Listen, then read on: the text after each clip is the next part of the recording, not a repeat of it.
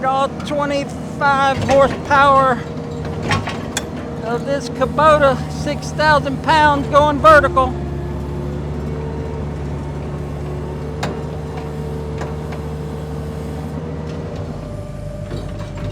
So this is going to be the Piney Grove broom and dustpan method. I'm going to use this to fill the bucket. What's up, guys? Brad here, Piney Grove Homestead. And in today's video, we're going to pick up where we left off in the last video and finish that, and then move on to another, not really a project, but something that I need to do, and then talk about a future plan that I have to build something out here at Piney Grove. But I had a doctor's appointment today, and I'm just a couple of weeks away from a major surgery. In fact, by the time you watch this, I will have already had the surgery. If it goes anything like the replacement of my right shoulder, I will be out here working like 2 to 3 weeks after the surgery, because I'm right hand dominant and I'm not really doing a lot with my left hand anyway because it hurts all the time. So I should be able to keep doing stuff and keep filming stuff for you guys and just keep projects moving along out here. We share our lives with y'all through videos, as you know if you're a regular viewer of the channel. And there's just some things that we don't show very often or at all. And one thing that I've always enjoyed is hunting. And along with hunting comes, you know, the shooting aspect of it and making sure that your rifle is dialed in. And I'm not like real big into match shooting or anything like that, but I do like some friendly competitive shooting. And getting Piney Grove almost 9 years ago, I kind of got out of that. I left my hunting lease I'd been on for 16 years, left it in the capable hands of my good Air Force friend, and basically put down my weapons for several years now. Now, I did harvest the deer out here at Piney Grove, so I did let one fly this past winter and got us some good venison for the table, and we've been eating deer sausage. We try to eat deer once a week in some sort of dish. But as far as just recreational shooting, I haven't really done much, if any. Now, I don't want to turn Piney Grove Homestead into a shooting channel or a hunting channel since I'm retired and I'm not working for, you know, a corporation.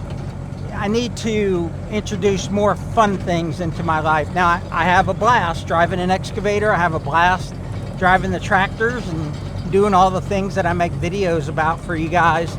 But I would like to get back into some shooting sports. So during the recent July 4th holiday, my son and his girlfriend came here for a week. So we hosted them for a week and had some good times with them. Hadn't seen him in a while. Hadn't met his girlfriend before.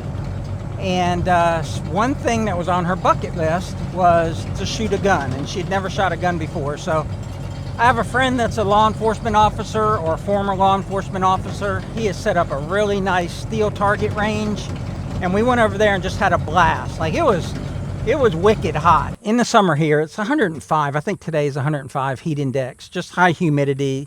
And we were sweating, but she had never shot a weapon before. We gave her a gun safety class before we went out to the range, and we shot steel, we shot some targets, and did a little bit of competitive shooting, not much. And she had a blast, and my son also shot a little bit, and it kind of fueled or ignited a fire inside of me of how much I enjoy that. Not that I want to do it every day. It's an expensive sport, just in ammo. But it kind of sparked something, and so I want to build a really, really nice shooting range. So I've got 6 40-foot long telephone poles. I've got this excavator to dig dirt. I think I have 10 railroad ties that I really don't have any other use for. And I've got an idea in mind for a range. So when we finish what we're going to do right here, we'll go down to that area and kind of talk about it. And give me some ideas. I'll tell you what I'm thinking, and then you can give me some ideas of how I should set up my range. But enough about that. Let's get this done. So this is all that's left of the pile of sticks and dirt that I have to clean up. And it was raining, and I wanted to pile these up so they weren't spread out and get soaked. And they got to be pretty dry to sift them, but because I piled them up, I think I'm going to be able to clean them up here pretty good. But my screen right now is full, or it's full behind it, so I got to move this pile that I made so that I can move the screen. And then this should be a quick cleanup. I'll get this done, and then I got the summit over there out of the camera's view, and I'll take the summit in the bucket, and I'll get all that dirt pushed over where the camera is. And I said it in that last video, but I'll say it again if you didn't see that one. But this was all intermixed, or dirt that was mixed with a whole bunch of sticks from clearing, some land clearing I did last fall. And I could have easily just pushed it in the woods and let it rot and, you know, out of sight, out of mind. But with this D-Site manual sifter, not shifter, I'm able to reclaim it. And some of my friends, and I'll name two of them. I'm good friends with Brock over at Rock Hill Farms, and good friends with Lucas over at Peaks Peak Hobby Homestead. We talk every day. Those two, plus Chad Doss, the three of us talk every day. But Chad doesn't make fun of me for doing this. Well, at least he doesn't to my face. He might behind my back. But they make fun of me for doing this. They say, man, that's a waste of time. You know, we don't have that kind of time to be doing that stuff, and it's just dirt. Well, it's not just dirt to me, because we don't have good soil out here. And this soil, even though it's not perfect, but it's got more nutrients and more organic matter than what we have native, because it came from the woods. So this soil will either go around our house to, because we still haven't sodded around our house yet, or it will go in garden beds, or it will go on pastures mixed with manure so that the pastures are have better soil. So it made more sense to me to invest a little bit of diesel fuel and clean up this dirt that I have, rather than spending $40 a bucket for compost at the local landscaping place. So that's why I do this. Oh, and also because it's fun. I love equipment. All right, I've got enough space there. I can get separation with the screen. I'm going to drag the screen towards me and get this pile done. It's such a small pile. Golly, that thing was impacted with so much soil that it's not falling away. Plus it's wet, I guess. Didn't leave myself very much room there. Yeah, that should be enough. So I got a question for you. If you are a gun enthusiast, I'll have two for you. Number one, if you're a hunter, what's your favorite caliber for deer hunting? Number two, if you're a shooter, a recreational shooter, what's your favorite caliber for shooting? It can be rifle or pistol. I'll tell you what mine is a little bit later in the video. So this is the last of it. I've got it all screeded out. I screened these sticks like eight or 10 times and got them as clean as I could. I would have liked to have gotten them a bit cleaner if you know anything about me, but I'm gonna push them into this bucket and call it a day, because I need to get all this dirt over there and stacked up and get on down the road there. It's getting late, and get to my other project. So this is going to be the Piney Grove broom and dustpan method. I just don't want to keep pushing this around. messing up my clay road here, so I'm going to use this to fill the bucket. I think it's going to be more than one bucket. Man, it's bothering me to have that much dirt in there, but I put the screen off to the side so I'd stop screening it. And now when I come back, I can push against the tractor bucket against the excavator blade, and I should be able to get the rest of this pretty cleanly. Finally, this big, ugly eyesore, sticks, stumps, weeds, roots is gone. Completely gone, sifted out, and that's how much dirt I got from it. Now I need to get that dirt and put it over here. And I think the best way to do it is push it with the excavator. My bucket has a pin that holds in the pin, kind of like a snap pin on a tractor 3-point hitch. And I lose so many of those snap pins that a long time ago, 6 months ago, a year ago, I stuck a stick in it because I had a bunch of snap pins on the excavator and I kept losing them when I was digging up stumps that day. So I stuck a stick in it, and that stick has done hours and hours of work. I mean, I went through my whole pond dig with that stick in there, and the stick finally popped out. So I saw the pin was backing out, so I grabbed a piece of pine root that's tapered, thicker on one end than the other, and shoved it in there, and hopefully that'll last a year as well.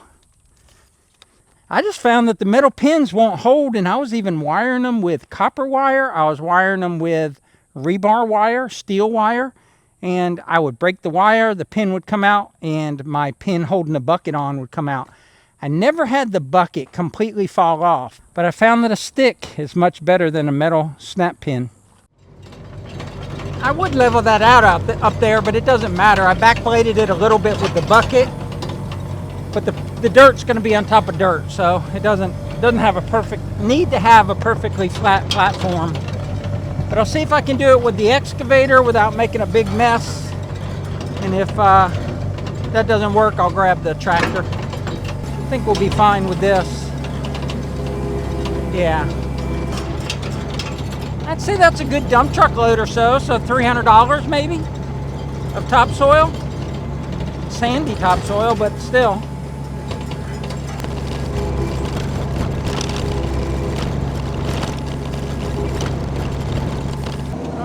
All 25 horsepower of this Kubota 6,000 pounds going vertical.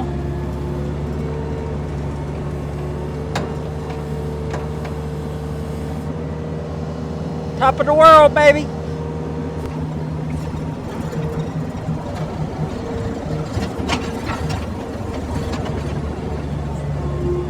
I've got the pile completely removed from this area, screened and piled up over there, and I think I brought in 6 buckets of clay from the clay pit and got it spread out and packed in. Now it probably could use about 4 to 6 more buckets, but I promised you guys a few things. One was to show you the new shooting range area, and then I said I'd tell you what my favorite rifle bullet is, or caliber is to hunt with, and then my favorite handgun size to target shoot with. Okay, here's what I'm thinking for a range. Our property goes about 50 yards beyond the excavator, but I got a lot of good trees there, pines and oaks and stuff, so I don't want to clear them out. And what I want is to be able to shoot 100 yards or more from the top of that hill behind me. And this was actually cleared with a bulldozer when we bought the property. We told them to do a walking path all the way around the property,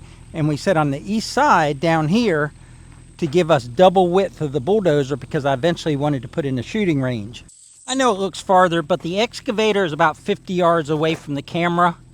So my idea is take out a couple of those pine trees and little oak trees, and this oak tree right here. I've been working around this oak tree for 6 years or so that I've had this pit here, and I'd love to keep it, but it needs to go. It's in the way of the range, and it's also in the way of me doing pit expansion because I need more clay for more things around the property.